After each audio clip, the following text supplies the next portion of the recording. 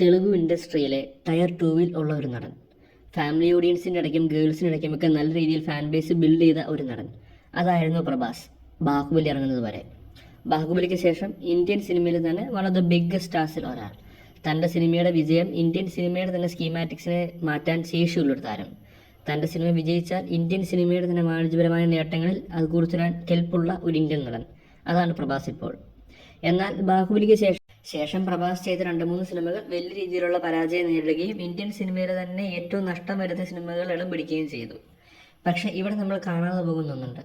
പ്രഭാസ് എന്ന നടൻ ബാഹുബലി എന്ന വലിയ വിജയത്തിന് ശേഷം അയാളുടെ സേഫ് സോണിൽ പെടുന്ന ആക്ഷൻ സിനിമകൾ ചെയ്ത് മുന്നോട്ട് പോയിരുന്നെങ്കിൽ അയാൾക്ക് അയാളുടെ മാർക്കറ്റ് വലുതാക്കാനും അതേപോലെ തന്നെ ഇന്ത്യക്ക് പുറത്തു പോലും വലിയ ഫാൻ ബേസ് സൃഷ്ടിക്കാൻ സാധിച്ചിരുന്നു. എന്നാൽ ബാഹുബലിക്ക് ശേഷം പ്രഭാസ് ചെയ്തത് സാഹോ പോലെ ഒരു അർബൻ ആക്ഷൻ ത്രില്ലറാണ്. അതിനുശേഷമാകട്ടെ രാധേശ്യാം പോലത്തെ ഒരു ഫാന്റസി ലവ് സ്റ്റോറി. പിന്നീട് ചെയ്തത് ആദിപുരുഷ് പോലത്തെ ഒരു മിത്തോളജിക്കൽ ഡ്രാമ. അതിനുശേഷം ചെയ്തത് സലാർ പോലത്തെ ഒരു റോ ആക്ഷൻ എൻ്റർടൈനർ. അതിനുശേഷം ചെയ്തതാവട്ടെ കൽക്കി പോലത്തെ ഒരു എക്സ്പെരിമെൻ്റൽ സിനിമ. ഈ സിനിമകൾ എടുത്തു നോക്കിയാൽ നമുക്ക് കാണാൻ കഴിയുന്നുണ്ട്. ഡിഫറെൻറ്റ് ജേണേഴ്സിൽപ്പെട്ട ഒരു തരത്തിലും നമുക്ക് കമ്പയർ ചെയ്യാൻ പറ്റാത്ത രീതിയിലുള്ള 4 സിനിമകളാണ് പ്രഭാസ് ഈ കഴിഞ്ഞ വർഷങ്ങളിൽ ചെയ്തു വെച്ചിരിക്കുന്നത്. വിജയമോ പരാജയമോ ആകട്ടെ, ഇതുപോലുള്ള ഡിഫറെൻറ്റ് ജോണറിൽപ്പെട്ട സിനിമകൾ എടുക്കാനും ഇതുപോലുള്ള കണ്ടന്റുകൾ പ്രേക്ഷകരിലേക്ക് എത്തിക്കാനും പ്രഭാസ് എന്ന നടനെടുക്കുന്ന എഫേർട്ട് വലുത് തന്നെയാണ്.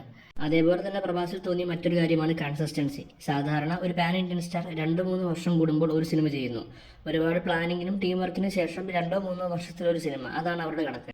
എന്നാൽ പ്രഭാസ് എന്ന നടൻ ബാഹുബലിക്ക് ശേഷം കൺസിസ്റ്റന്റ് ആയിട്ട് സിനിമകൾ ചെയ്യുന്നു. നല്ല കണ്ടന്റുകൾ പ്രേക്ഷകരിലേക്ക് എത്തിക്കാൻ ശ്രമിക്കുന്നു. എല്ലാ വർഷവും പ്രഭാസിന്റെ ഒരു സിനിമ അത് കാണുമെന്ന് ഉറപ്പുണ്ട്.